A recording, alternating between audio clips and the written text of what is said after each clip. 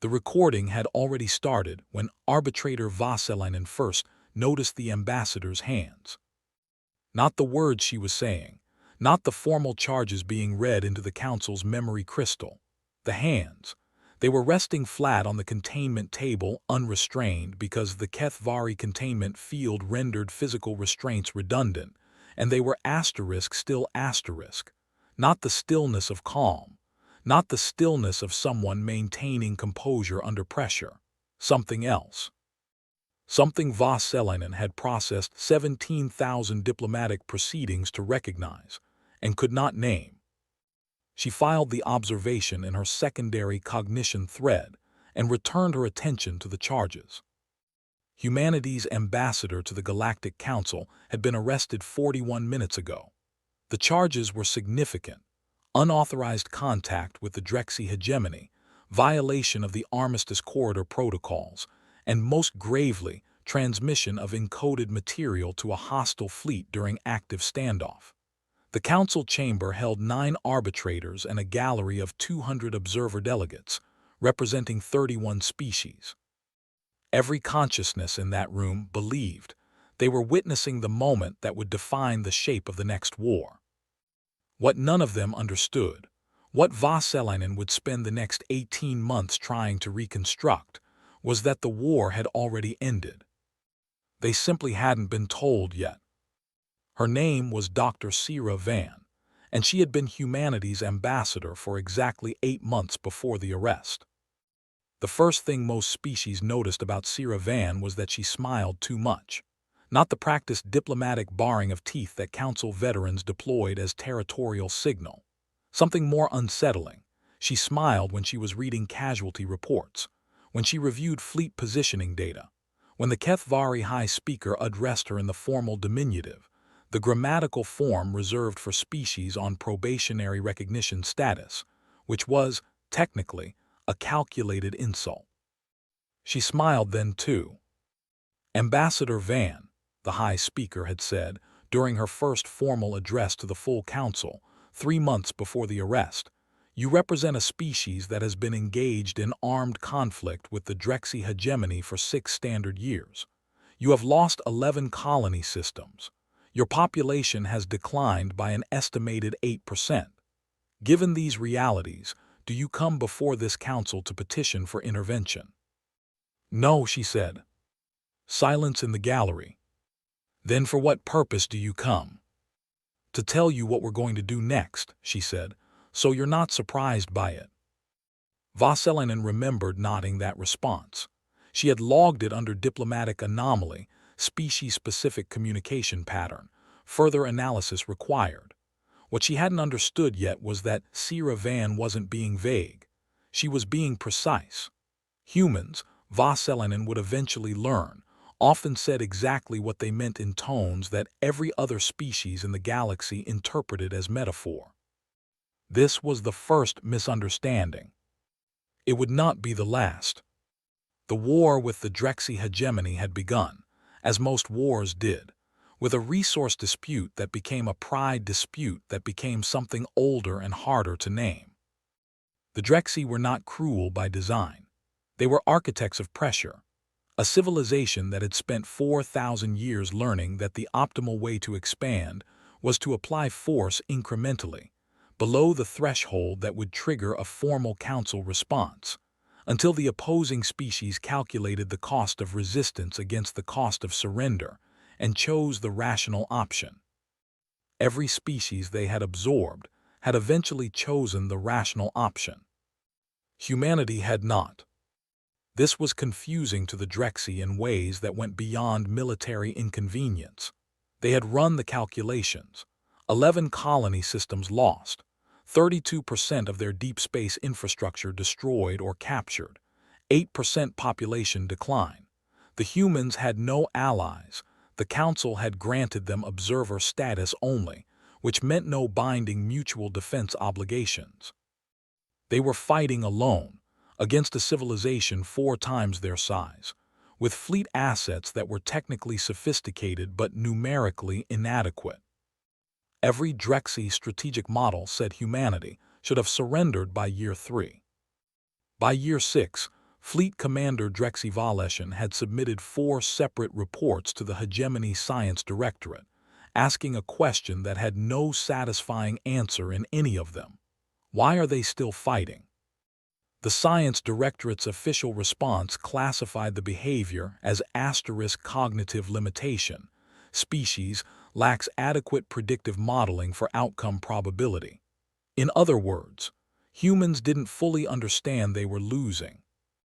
Drexy Valeshan read that response, set it aside, and quietly ordered his tactical staff to begin contingency planning for scenarios they had never needed before. What to do if the enemy didn't stop?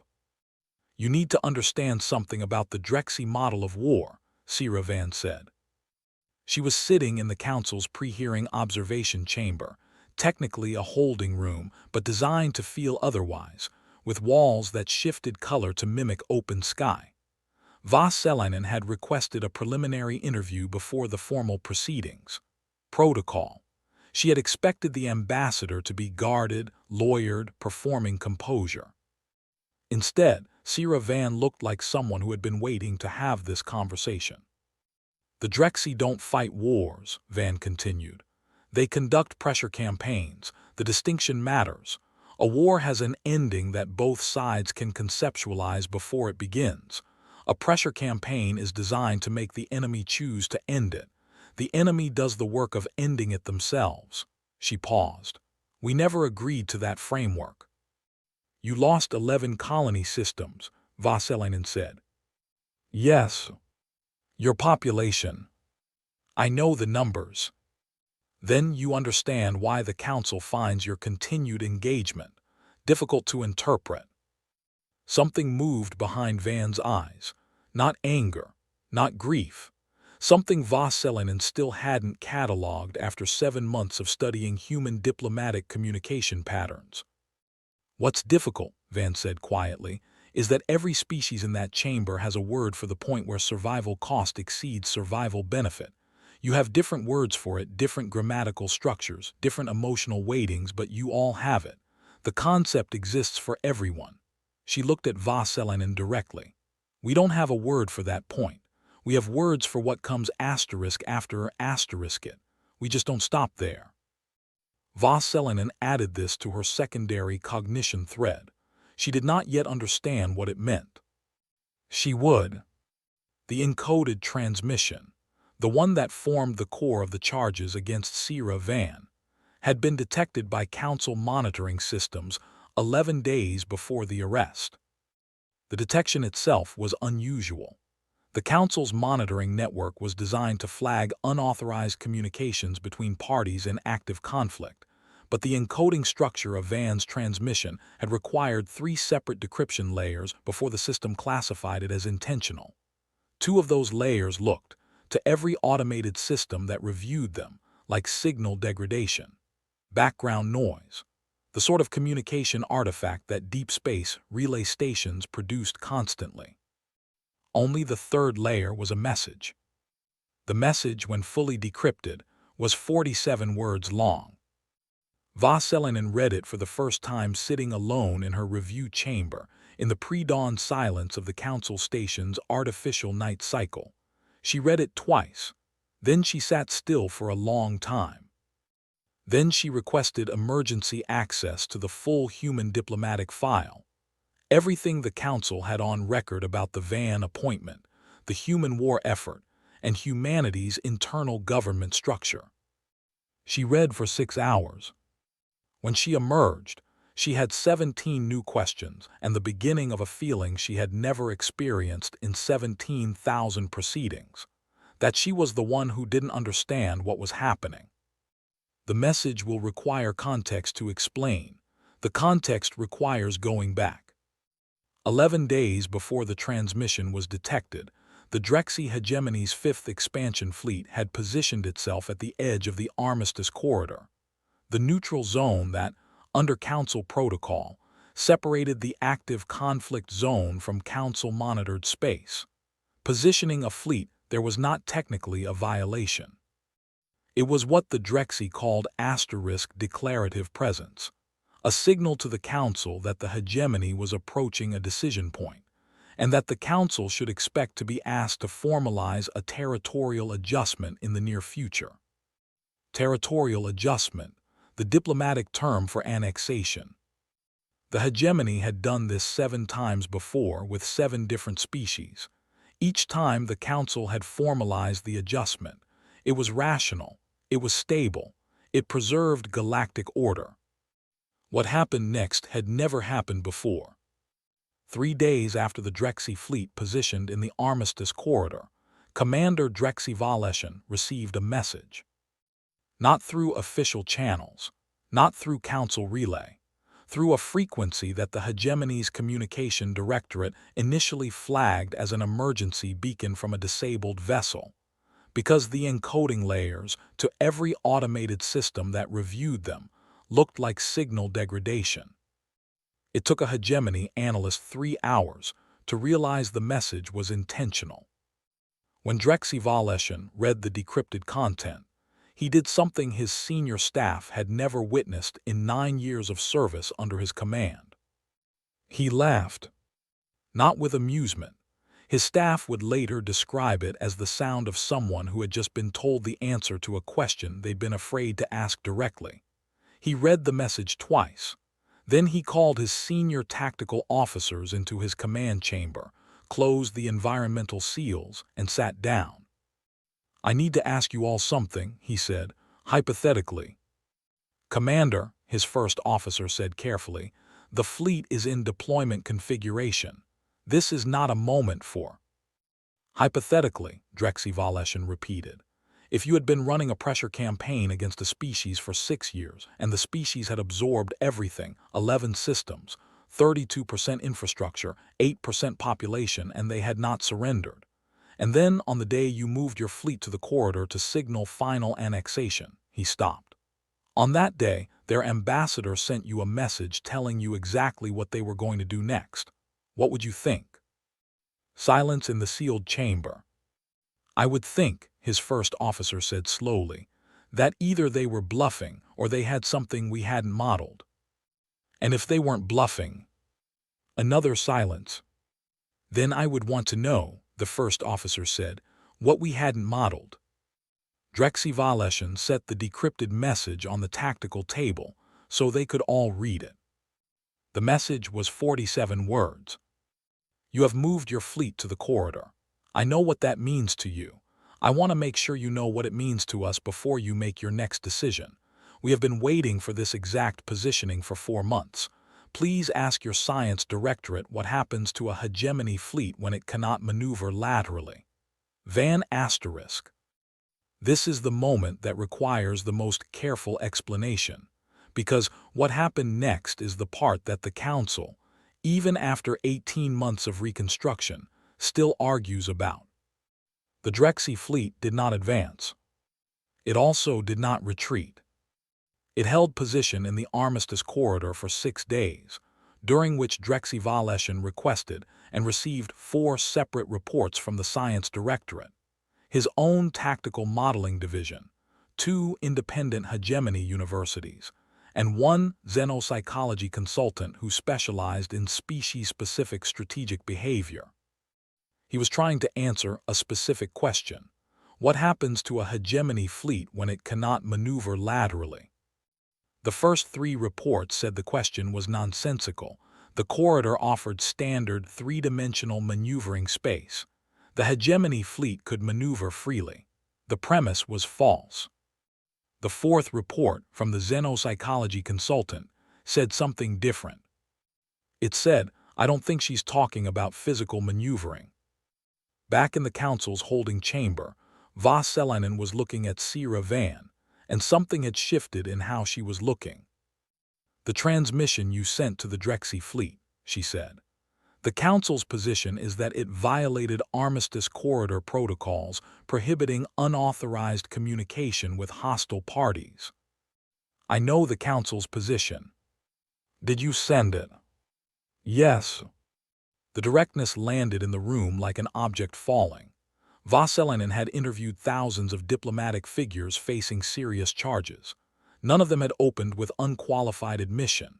Every protocol, Every instinct for self-preservation across every species she had encountered produced a buffer. The communication may have been misclassified. The encoding represents a navigational beacon asterisk, something. A gap between the question and the truth. You understand the charge carries a minimum holding period of. Arbitrator. Van's voice was not cold. If anything, it was careful, precise, like someone placing something fragile on a table. I need you to understand something, and I need you to understand it before this proceeding goes further, because once the formal charges enter the record, the Council's response becomes automatic, and automatic is the one thing this situation cannot afford to be. She leaned forward slightly. The Drexy fleet has been in the corridor for 6 days. Do you know how long the maximum safe holding period is for a fleet at that configuration, before sensor ghosts from the corridor's relay interference start corrupting their tactical grid? Vasselinen felt something she recognized as the beginning of unease.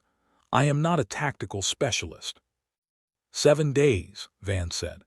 6 days ago I sent that message. 1 day from now, Fleet Commander Drexy Valeshin has to make a decision. Advance into what he now believes, because I told him, is a prepared kill zone, or retreat back through the corridor and lose the political capital the hegemony spent 4 months building to justify the fleet's deployment. You told him the fleet was in a kill zone. I told him to ask his science directorate what happens to a fleet that can't maneuver laterally. I didn't specify what kind of lateral. She sat back. He's been running reports for 6 days trying to figure out what I meant. That's 6 days his fleet hasn't moved.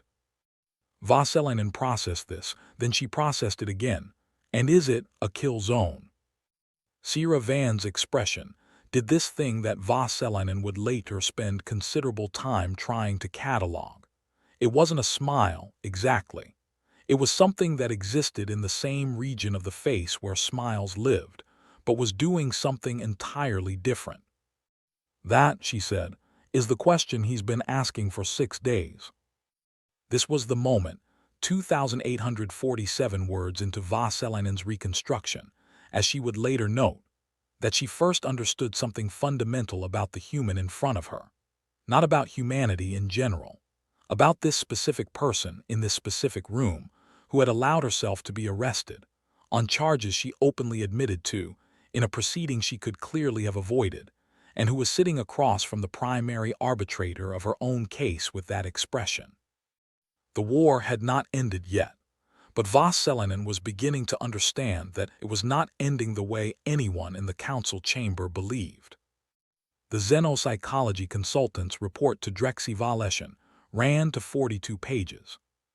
The core finding occupied a single paragraph on page 31. The human ambassador's message does not reference physical tactical positioning. The phrase, cannot maneuver laterally, refers to a political and psychological concept specific to human strategic thinking, which has no direct equivalent in hegemony doctrine. In human military and diplomatic theory, lateral maneuvering refers to the ability to reframe a conflict, to change what the conflict is understood to be about, by either party or by observers. The ambassador is not claiming a physical trap. She is claiming that the hegemony fleet's presence in the corridor has removed your ability to define what happens next as anything other than a choice between two options you have not fully evaluated. The consultant had appended a single handwritten note at the bottom of that page. I would strongly suggest evaluating both options before tomorrow. Drexy Valeshin read the report at 200 station time. He read the appended note. He sat alone in his command chamber for a period his personal log recorded as 4 hours and 17 minutes. Then he did something that the hegemony's strategic command would later classify as unauthorized, unprecedented, and in the formal review that followed, possibly the correct decision given available information. He sent a message back. Through the same frequency, with the same encoding structure, the one that looked to every automated system like signal degradation. It took 2 layers to reach the decryption key Van had embedded in her original message. He had found it on day 4. His message was 9 words. Tell me what you actually have. No more puzzles. It took Vasselinen 11 months to access the response. The response was the third piece of the transmission record that the Council's monitoring systems had flagged. The one that had, until Vasselinen's reconstruction, been logged as a second transmission from Ambassador Van to the Drexy fleet and cited as evidence of the ongoing violation. It was not a transmission from Van to the Drexy fleet. It was a transmission from Van to the Drexy fleet's commander, in direct response to his 9-word message. Vasselinen read it in her review chamber at 300, in the artificial dark. The response was longer than the first message, 212 words. She read it 3 times, each time understanding something new about what she was reading, and each time the thing she newly understood was larger and more disturbing than the previous one. Here is what it said. Here is what we actually have. We have been fighting your hegemony for 6 years, and in that time, we have learned the exact shape of your strategic doctrine. Not the surface shape, the load-bearing structure. We know where it bends and where it can't. We know that the hegemony's political legitimacy depends on each expansion appearing inevitable, because the moment one absorbed species successfully resists, your model starts showing its seams to every species you haven't absorbed yet. We know that you cannot retreat from the corridor without calling that legitimacy into question. We also know that you cannot advance, because I have told you there is something waiting and you cannot determine what it is. We don't have a kill zone. We have 38 months of intelligence showing us that you don't need one. What we have is the knowledge that the most dangerous position a fleet can occupy is the one where advancing and retreating carry equal political cost. We put you there. We have been losing this war on purpose. Not all of it. We couldn't afford to lose all of it, but enough. I am going to be arrested in 4 days. When I am, the Council will believe they are managing a crisis. Let them believe that. While they're managing, I need you to request a meeting with your strategic command about 6 specific words. What does surrender actually cost us? You already know the answer. I need you to make them face it. Van asterisk. Vasselinen set down the document. She sat in the artificial dark for a long time. We have been losing this war on purpose. 7 words. She turned them over in her secondary cognition thread, examining them from different angles the way you might examine something that should not exist in the physical space it occupies. Not we were losing, we have been present continuous, active. She pulled up the human diplomatic file again. Not the summary, the raw intake records, going back 8 months to Van's appointment. She found something she had read before but not properly weighted, a personnel annotation from the Human Government's Foreign Affairs Division, attached to Van's appointment confirmation. Dr. Van's appointment is unconventional. Her academic background is in behavioral game theory and long-duration conflict modeling, not traditional diplomacy.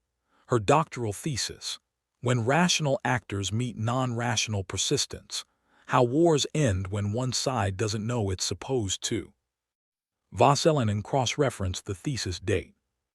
It had been submitted 4 years before the war with the Drexy began.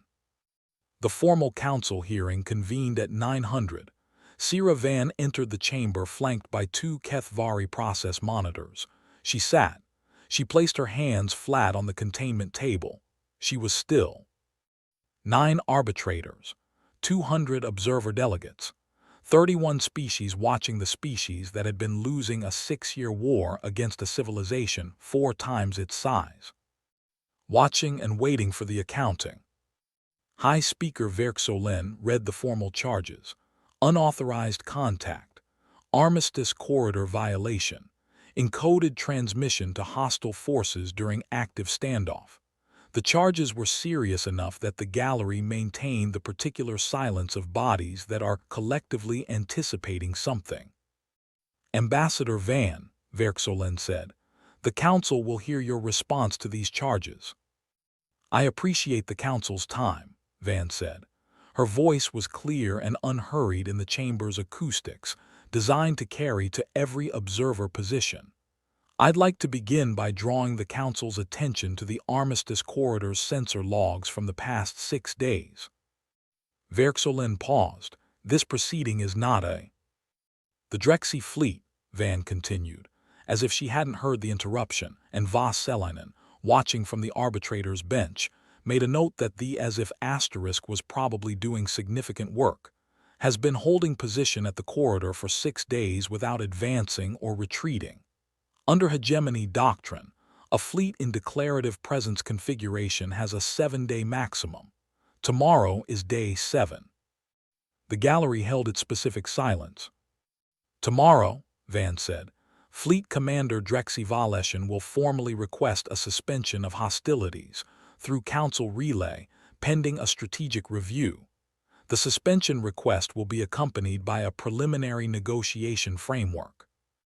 The framework will contain language that the Council's translation system is going to classify as contradictory, because it is going to simultaneously concede hegemony responsibility for the 6-year conflict and propose that humanity return 2 of the 11 captured colony systems as a gesture of good faith transition. Verxolin said, slowly, "You are claiming you have prior knowledge of hegemony military." "I am claiming," Van said, "that we had a conversation, and that in the course of that conversation, Commander Drexy Valeshin and I reached an agreement about what happens next." The silence shattered into something louder.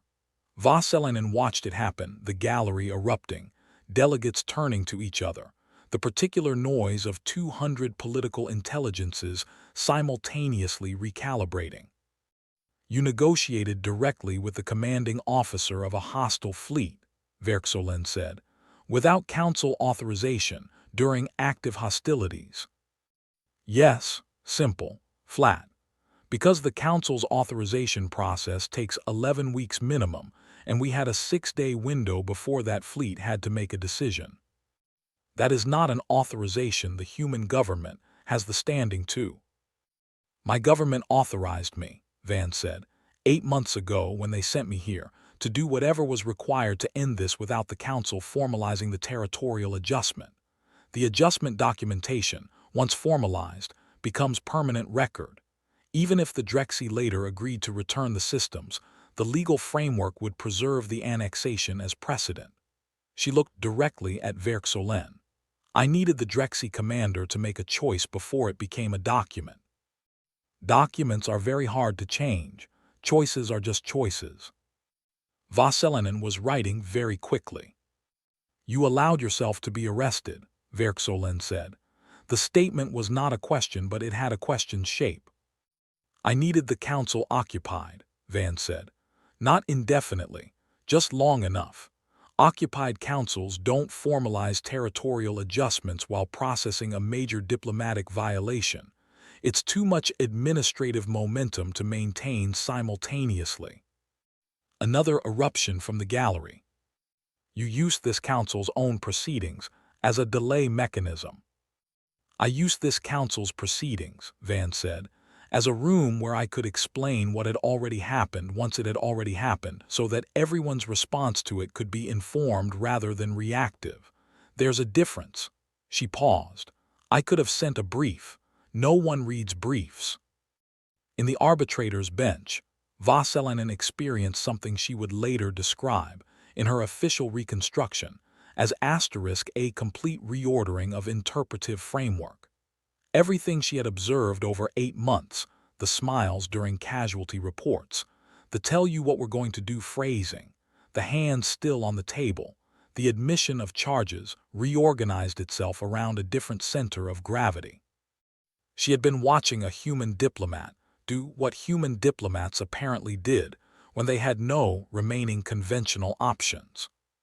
Not surrender, not capitulate, not appeal to a higher power. Plan the ending of the war from inside their own arrest.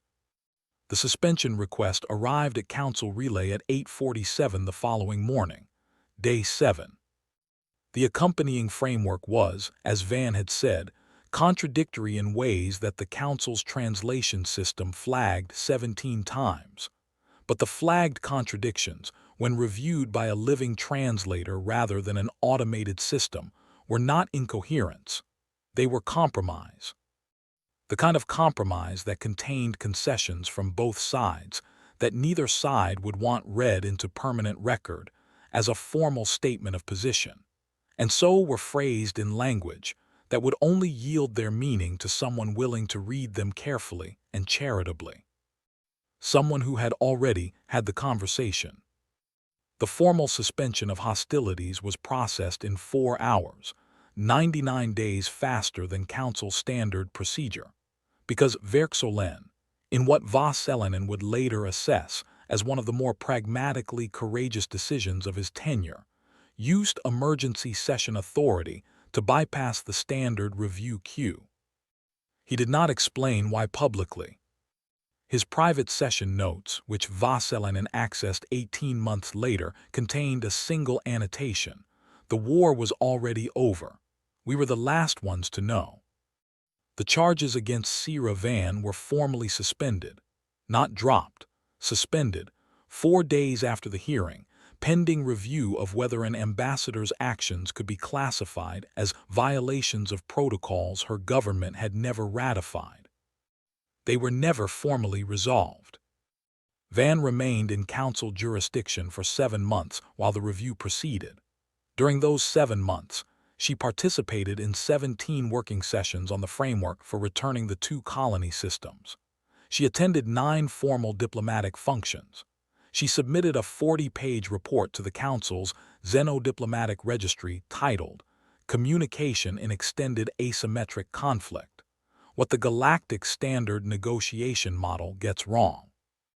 No one in the registry read it for 3 years. Then a species called the Vethorin entered a pressure campaign conflict with a neighboring civilization, and someone pulled the report off the archive shelf, and the registry had to add a section to their standard diplomatic training curriculum titled the Van Principle, which described, in careful institutional language, the strategic use of apparent disadvantage as a mechanism for controlling the pace and framework of conflict resolution. Vasselinen contributed a foreword. She had by that point spent 18 months reconstructing every decision Sira Van had made from the moment of her appointment to the day of her arrest, and she had identified 47 distinct moments where the outcome could have been different, where a different human diplomat, or a human diplomat operating under a different framework, would have made a different choice that would have led to a different ending. The thing that had led to this ending, she wrote, was not superior technology. It was not a tactical genius that no other species possessed.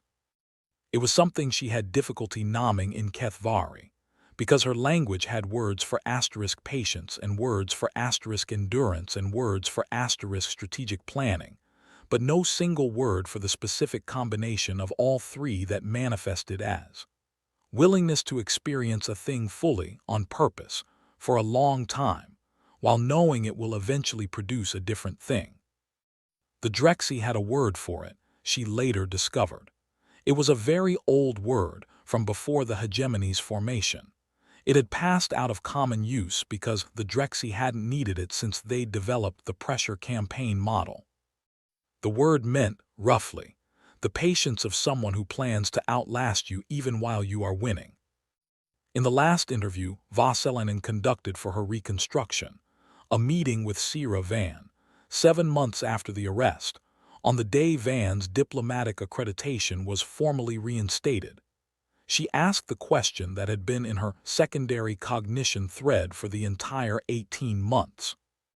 The hands, she said. Van looked at her steadily. In the first minutes of the hearing, your hands were still on the containment table, and I couldn't classify the quality of the stillness. I've been trying to find the right category for it for 18 months. What categories did you consider? Calm, composure, resignation, numbness, preparation, none of them fit.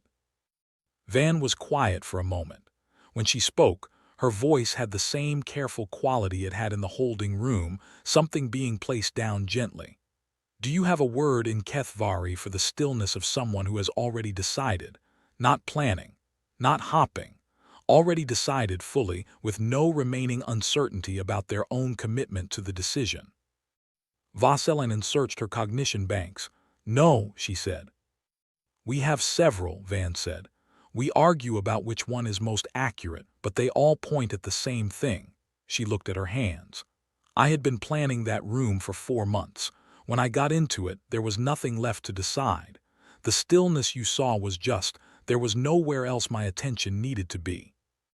Vasselinen sat with that. Were you afraid? She asked. The question surprised her as she heard herself ask it. It was not a diplomatic question. It was not an arbitrator's question. It was the question that had been waiting underneath all the other questions for 18 months. Van looked at her, and the expression that moved through her face was not a smile, and was not composure, and was not the thing Vasselinen had first seen and been unable to name. It was something else, older maybe, more honest. Yes, she said, the whole time. Vasselinen wrote that in her notes and looked at it for a long time. The whole time. Not asterisk at first, but then I found resolve. Not I was trained past it. Not fear is a luxury my mission didn't permit. The whole time afraid and the hands were still. She thought about the xenopsychology consultant's note at the bottom of page 31. She thought about Drexy Valeshin sitting alone for 4 hours and 17 minutes in his command chamber. She thought about the word that had passed out of Drexy common use, the one that meant the patience of someone who plans to outlast you even while you are winning. She thought about humanity's 47 words for the thing on the other side of the point, where survival cost exceeds survival benefit. She had spent 18 months reconstructing Sierra Van's decisions, and she had found the 47 moments where the outcome could have been different. But she had never, in 18 months, found the moment where Sierra Van had considered stopping. It wasn't there. Not because Van was unafraid, not because she didn't understand the cost, not because she had some advantage that made the cost manageable. It wasn't there because humans, apparently, did not build that moment into their architecture. The point where a rational civilization stops and calculates and chooses the survivable option. They had the point. They understood it. They could describe it in detail. They simply did not stop there. They had words for what came after. They walked through it, afraid with their hands still, into rooms they had spent 4 months planning to enter, and they stayed until the thing they had decided was done. Vasselinen closed her reconstruction file. The war had ended before the hearing began. The hearing had ended before the council understood what they were witnessing.